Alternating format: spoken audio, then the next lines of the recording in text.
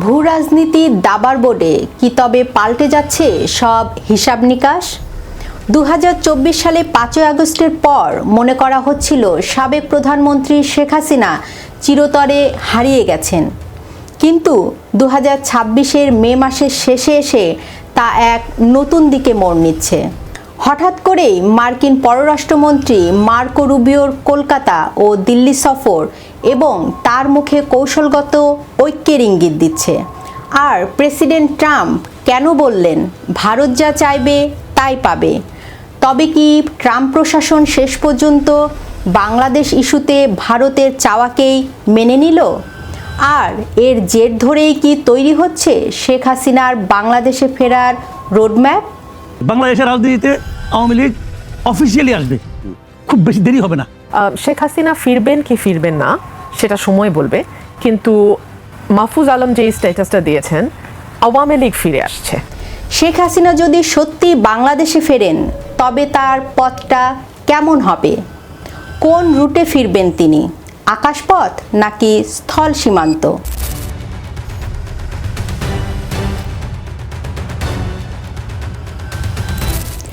ঘটনার সূত্রপাত মার্কিন পররাষ্ট্রমন্ত্রী মার্কো রুবিওর এক আকস্মিক সফরের মধ্যে দিয়ে।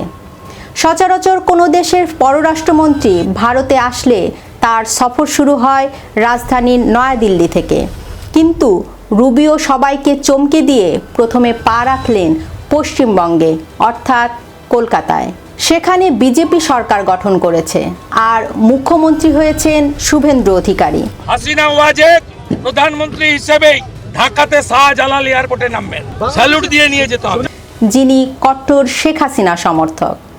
মার্কো রুবিওর 4 দিনের ভারত সফরে তিনি বৈঠক করেছেন দেশটির প্রধানমন্ত্রী নরেন্দ্র মোদী, জাতীয় নিরাপত্তা উপদেষ্টা অজিত ডোভাল এবং পররাষ্ট্রমন্ত্রী এস জয়শঙ্করের সাথে। এস জয়শঙ্করের সাথে বৈঠক শেষে রুবিও যা বলেছেন তা ঢাকার রাজনীতিতে এক তীব্র কম্পন সৃষ্টি করেছে। রুবিও সাফ জানিয়েছেন ভারত মার্কিন সম্পর্ক তার গতি হারায়নি। আগামী বছরগুলোতে ভারত যুক্তরাষ্ট্র সম্পর্ক আরও অনেক বেশি শক্তিশালী হয়ে উঠবে। তিনি বলেন যুক্তরাষ্ট্র আশা করে যে দুই দেশের মধ্যে দীর্ঘদিনের অমীমাংসিত বাণিজ্য চুক্তিটি শীঘ্রই সম্পূর্ণ হবে। তিনি যোগ করেন প্রায় সমস্ত গুরুত্বপূর্ণ বৈশ্বিক ইস্যুতে উভয় পক্ষই কৌশলগতভাবে একমত। আরেকটি ঘটনাও তাৎপর্যপূর্ণ। যুক্তরাষ্ট্রের স্বাধীনতার ঘোষণার 250তম বার্ষিকী উপলক্ষে দিল্লিতে আয়োজিত এক অনুষ্ঠানে ফোনে সরাসরি যুক্ত হয়ে মার্কিন প্রেসিডেন্ট ডোনাল্ড ট্রাম্প বলেন ভারত ও যুক্তরাষ্ট্রের সম্পর্ক এখন আগের যে কোনো সময়ের চেয়ে বেশি ঘনিষ্ঠ। ভারত যা চাইবে তাই পাবে। বিশ্লেষকরা বলছেন রুবিও এবং ট্রাম্পের এই মন্তব্য বাংলাদেশের প্রেক্ষাপটে অত্যন্ত তাৎপর্যপূর্ণ। মনে করে দেখুন 2025 সালের 14ই ফেব্রুয়ারি হোয়াইট হাউসে যখন নরেন্দ্র মোদী মার্কিন প্রেসিডেন্ট ডোনাল্ড ট্রাম্পের সঙ্গে দেখা করেছিলেন, তখন মোদী স্পষ্ট করে বলেছিলেন বাংলাদেশে শেখ হাসিনা সরকারের পতনের পর সেখানে চরমপন্থার উত্থান ঘটেছে, যা ভারতের জাতীয় নিরাপত্তার জন্য হুমকিস্বরূপ। এমনকি পাকিস্তানের গোয়েন্দা সংস্থা ISI বাংলাদেশের মাটি ব্যবহার করে ভারতের নাশকতার চেষ্টা করছে। The Prime Minister has been working on for a long time and has been worked on for hundreds of years, frankly. I've been reading about it. But I will leave Bangladesh to the Prime Minister. সেদিন Trump বলেছিলেন বাংলাদেশের issue তিনি প্রধানমন্ত্রী মোদির ওপরেই ছেড়ে দেবেন, কিন্তু এরপর পানি অনেক দূর গড়িয়েছে। নানা ইস্যুতে ওয়াশিংটন নয়াদিল্লি সম্পর্কে কিছুটা শীতলতা দেখা গেছে। তাহলে এখন কেন হঠাৎ ট্রাম্প প্রশাসন সুর নরম করল? এর উত্তর লুকিয়ে আছে মধ্যপ্রাচ্যে। ইরান যুদ্ধে এই মুহূর্তে আমেরিকা বড় ধরনের কূটনৈতিক ও সামরিক চাপে রয়েছে। এই বৈশ্বিক সংকটে ভারতের নিঃস্বার্থ সমর্থন ওয়াশিংটনের বড্ড প্রয়োজন। আর সে কারণেই কি বাংলাদেশ ইস্যুতে দিল্লির আওয়ামী লীগকে ফেরানোর নীতিতে সবুজ সংকেত দিয়ে দিল আমেরিকা? আমেরিকার গ্রিন সিগন্যাল পাচ্ছেন তা আগেই হয়তো জেনেছিলেন শেখ হাসিনা, আর তাই নিজেই ঘোষণা দিয়েছেন তিনি মাথা উঁচু করে দেশে ফিরবেন। শুধু শেখ হাসিনাই নয়, বর্তমান সরকারও হয়তো জেনে গেছে, তাই স্বরাষ্ট্রমন্ত্রীর কণ্ঠে ভিন্ন সুর। আমরা এখনো চাই আইনানুগ প্রক্রিয়ায় তিনি এক্সট্রাডিশন চুক্তি ইন বিটুইন এক্সট্রাডিশন চুক্তি ইন বিটুইন টু কান্ট্রিজে এই বিধান মতে ভারত সরকার তাকে ফেরত পাঠাবেন। আমরা তো চাই তাকে তিনি বিচারের মুখোমুখি হন। একই কথা শোনা গেছে ডক্টর ইউনূসের পররাষ্ট্র উপদেষ্টা তৌহিদ হোসেনের কণ্ঠে। তিনি বলেছেন আওয়ামী লীগ ফিরবে। আমি বিশ্বাস করি যে তারা রাজনীতিতে ফিরে আসবে এবং আমার অনুমান তারা দেশের আগামী নির্বাচনে অংশ নেবে। কিন্তু প্রশ্ন হলো কিভাবে ফিরবেন? আইনি এবং রাজনৈতিক জটিলতার বেড়াজাল টপকে তিনি কিভাবে দেশে পা রাখবেন? রাজনৈতিক পর্যবেক্ষকদের মতে শেখ হাসিনার ফেরার সামনে এখন মূলত দুটি পথ খোলা রয়েছে। চলুন আলোচনা করা যাক প্রথম এবং সবচেয়ে আলোচিত রোডম্যাপ নিয়ে। এটি হলো দিল্লি টু ঢাকা আকাশপথ, যা সম্পন্ন হতে পারে সম্পূর্ণ সামরিক ও কূটনৈতিক সুরক্ষায়।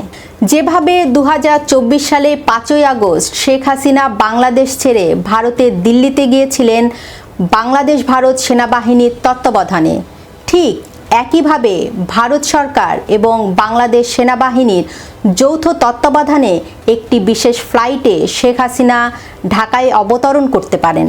যদি এই প্রথম পথটি বাস্তবায়িত হয়, তবে আওয়ামী লীগ ঢাকায় এক ঐতিহাসিক শক্তি প্রদর্শন করবে। আওয়ামী লীগের নীতি নির্ধারকদের মনে করিয়ে দিচ্ছে 1981 সালের 17ই মের কথা। দীর্ঘ 6 বছরের নির্বাসন কাটিয়ে যখন শেখ হাসিনা স্বদেশ ফিরেছিলেন, তখনকার রাজনৈতিক পরিস্থিতি ছিল বর্তমানের চেয়েও অনেক বেশি বৈরী। তৎকালীন সামরিক শাসকের রক্তচক্ষু উপেক্ষা করে সেদিন লাখো লাখো মানুষ তাকে স্বাগত জানাতে রাস্তায় নেমে এসেছিল।